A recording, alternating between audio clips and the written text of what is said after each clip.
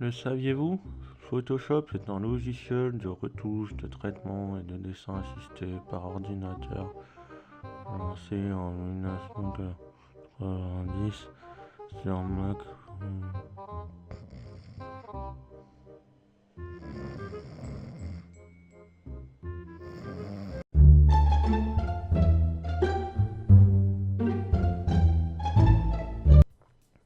Et bonjour à toutes et à tous, c'est Xavier de Dri Studio. On se retrouve aujourd'hui pour une première vidéo sur apprendre la retouche.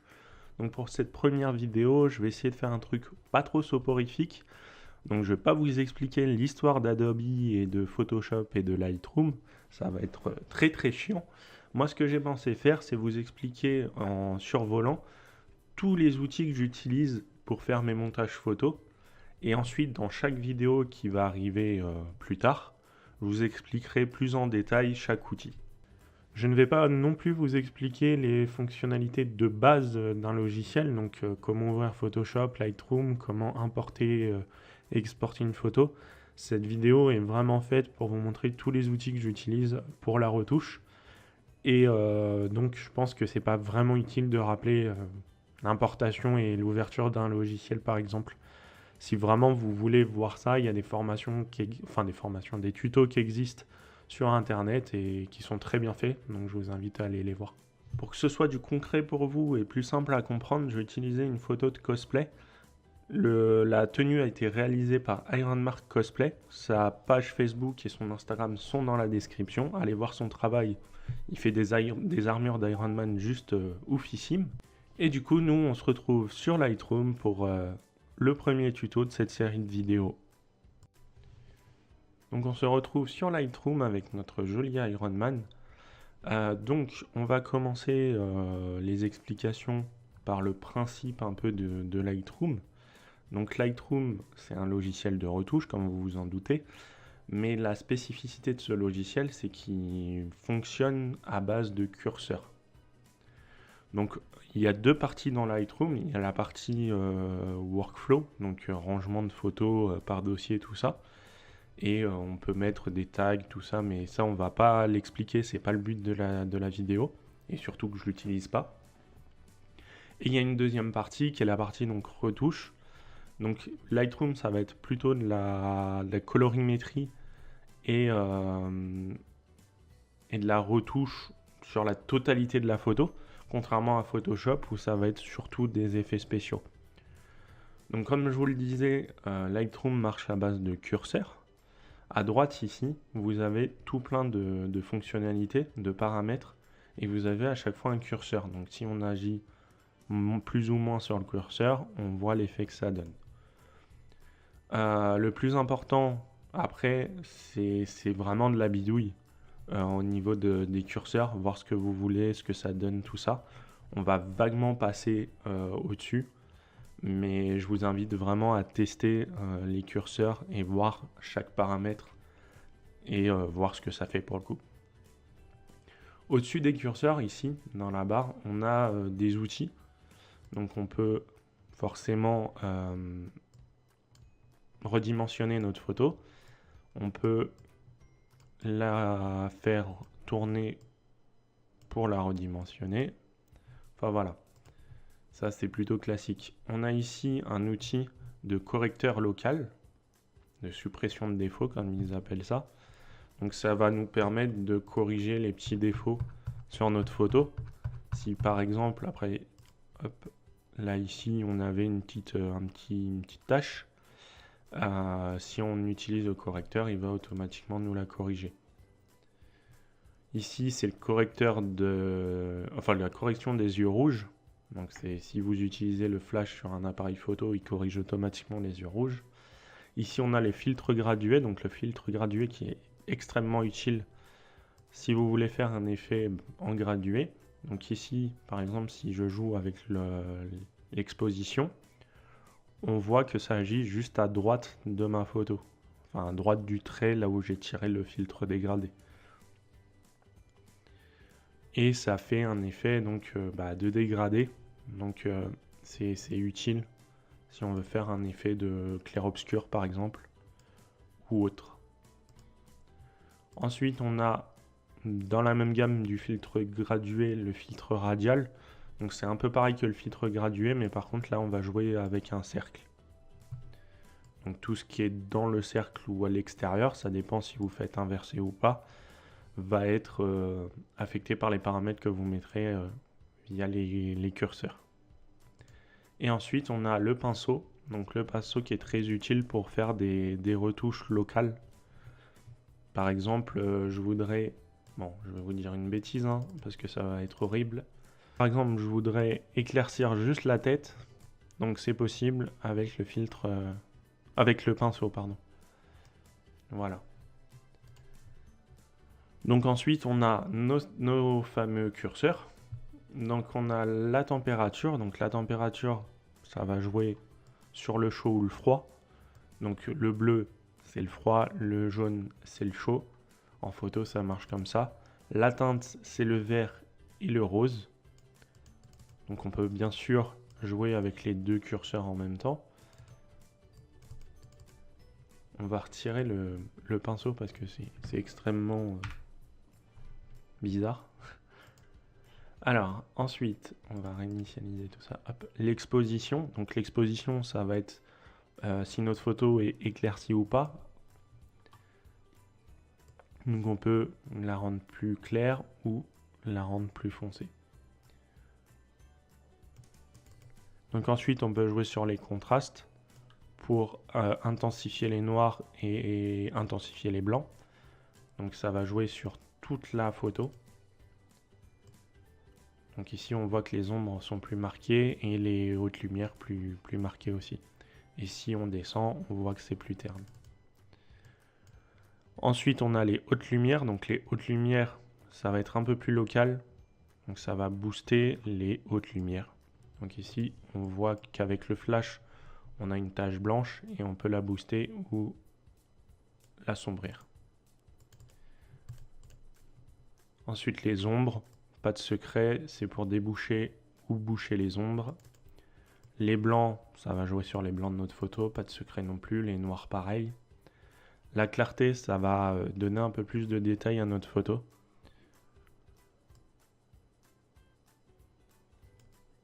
Et ça va jouer aussi sur les contrastes pour le coup. La correction du voile, c'est pour jouer avec le voile blanc. Des fois, vous avez un voile blanc devant votre photo et vous pouvez le corriger comme ça. La vibrance va nous permettre de booster les couleurs et la saturation pareil. Donc la vibrance, ça va jouer sur la totalité de notre photo, contrairement à la saturation qui est un peu plus exponentielle au niveau de la retouche. Ça, personnellement, je l'utilise pas. Il y en a qui l'utilisent, moi je ne le fais pas. Donc je ne vais pas vous en parler. Ici, on a toutes nos couleurs. On peut jouer sur une couleur. Si on veut, par exemple, là, on a beaucoup de rouge. On veut changer. Ça fait un Iron Man très bizarre. On veut changer notre couleur, on peut. Oh. Voilà.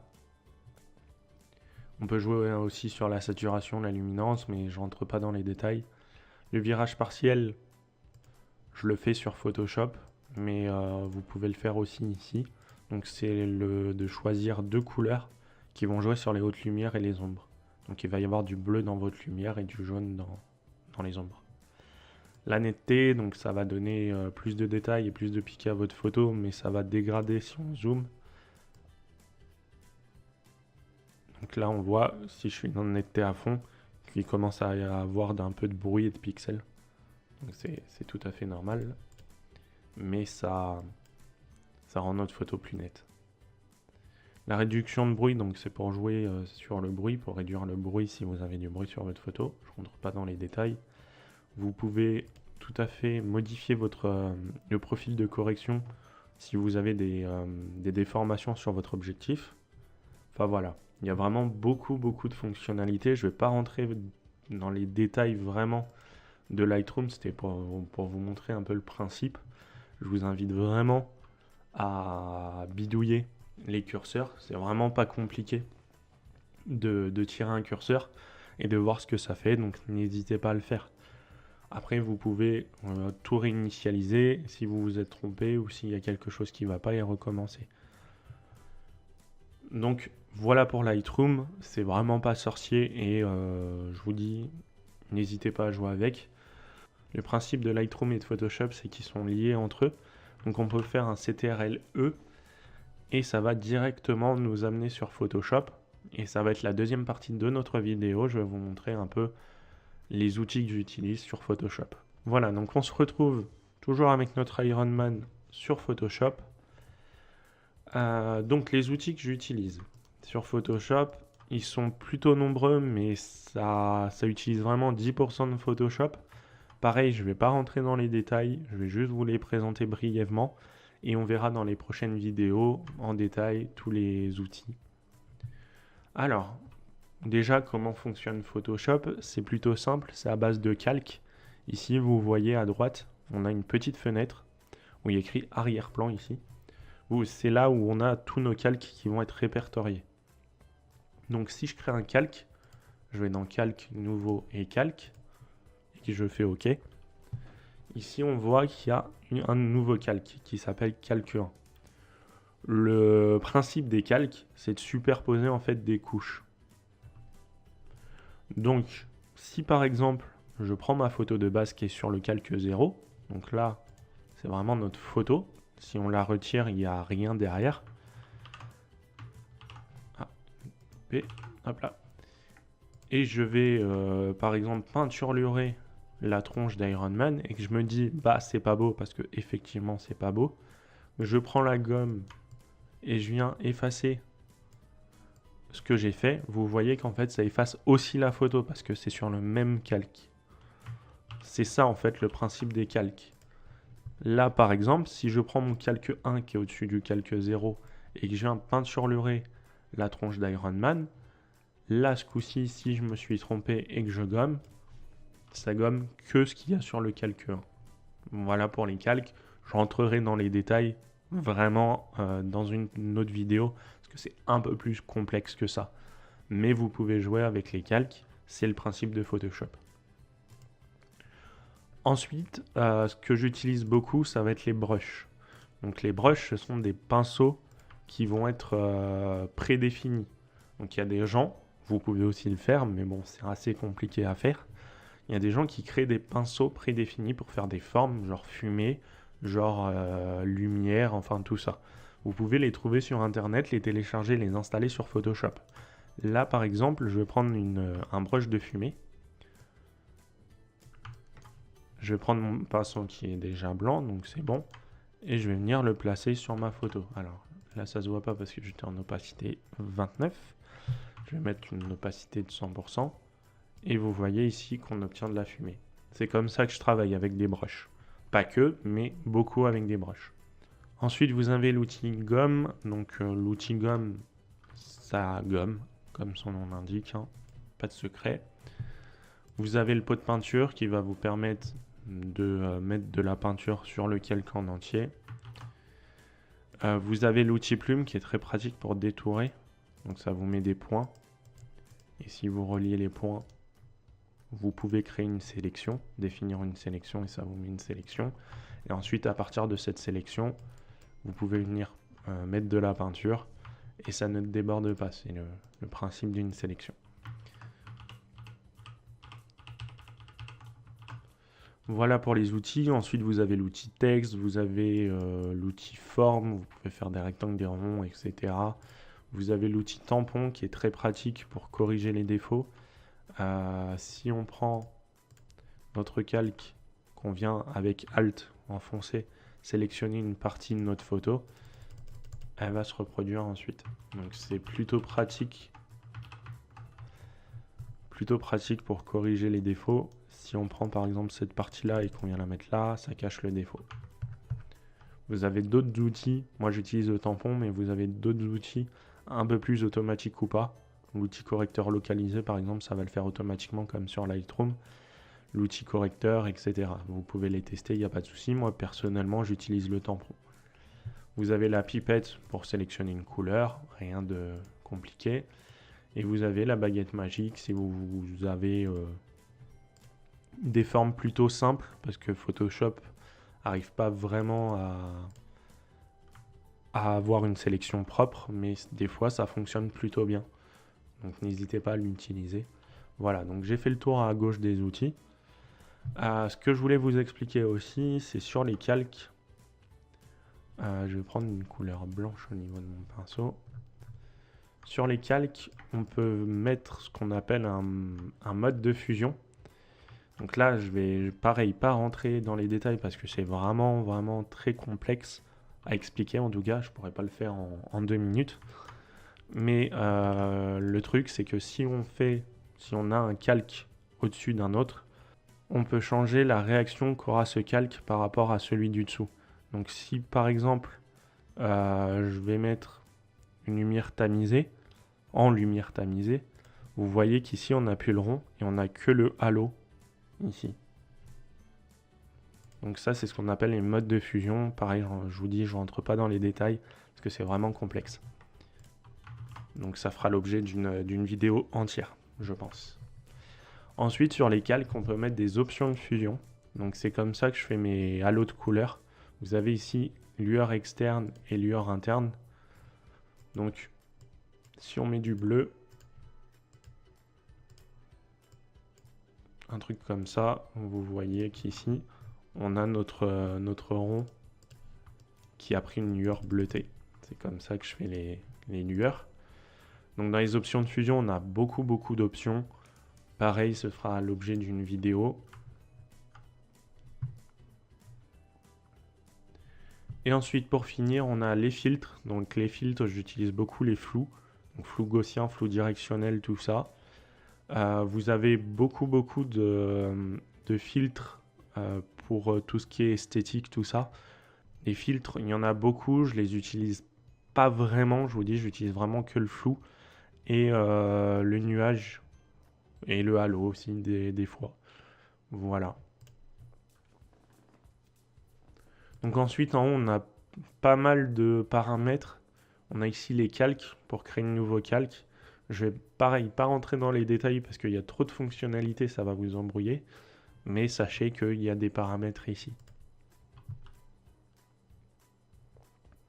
Et ensuite, pour finir, la fonctionnalité qu'on va utiliser beaucoup sur Photoshop, ça va être les masques de fusion. Donc, qu'est-ce qu'un masque de fusion? On va peinturer notre Iron Man. C'est très moche. Et on va mettre ici, le petit carré avec le cercle noir dedans, un masque de fusion. Sur notre calque ici, on voit qu'il y a un nouveau calque qui s'est créé à côté de celui-là qui était déjà présent. Ça, c'est un masque de fusion. Le but du masque de fusion, si on parle un peu vulgairement, c'est une gomme avancée. Il faut savoir que sur Photoshop, la gomme est destructrice. Donc si je gomme, il faut que je refasse un retour en arrière où je repeigne mon pinceau et que je remette de la couleur. Le but du masque de fusion, qu'on va beaucoup utiliser, il ne fait pas que ça, mais on l'utilise beaucoup pour ça, c'est qu'il est non destructeur. Là, vous voyez, comme je vous l'ai dit, il y a un nouveau calque qui est blanc. Si j'utilise du noir, vous allez voir que ça va effacer ce qu'il y a. C'est un masque. Donc le noir, ça masque ce qu'il y a sur le calque. Et si je reprends la couleur blanche, je peux refaire ma forme. Donc c'est utile, si on se trompe, de pouvoir revenir ou de pouvoir peaufiner sa retouche. Voilà, donc on a fait un peu le tour vaguement, très vaguement même, des outils que j'utilise sur Photoshop. N'hésitez pas à bidouiller, vraiment, c'est comme ça que j'ai commencé et c'est comme ça que je continue à évoluer en bidouillant. Photoshop, faut pas en avoir peur, pas du tout même. C'est une usine à gaz, mais on utilise 10% de ses capacités parce que on fait pas de 3D, on fait pas de texte, on fait pas de... Enfin, c'est vraiment un logiciel qui est fait pour tout en fait. Et là, nous, on utilise vraiment 10% de ses capacités. Je pense. Donc voilà pour cette première vidéo qui vous donne un petit aperçu de Photoshop et de Lightroom. Je voulais quelque chose de plutôt concis pour pas trop vous embrouiller, vous montrer un peu toutes les fonctionnalités que j'utilise. Je pense que je vous ai pas tout montré. Il y aura certainement d'autres vidéos pour vous expliquer tous les détails des fonctionnalités et des paramètres que j'utilise pour faire mes montages. Mais là, pour cette première vidéo, je voulais rester concis. Autre petit point, vous pouvez acheter Photoshop sur le site d'Adobe. Je fais pas de partenariat avec Photoshop, hein, enfin avec Adobe, pardon. Cette vidéo n'est pas sponsorisée, loin de là. Mais il faut savoir que Photoshop et Lightroom sont payants, c'est des logiciels qu'il faut acheter. Et vous avez la possibilité de les acheter sur le site d'Adobe. Vous avez un pack du photographe qui est à 12 € je crois par mois. Et qui vous donne accès à Photoshop et à Lightroom et à toutes les mises à jour qui vont bien.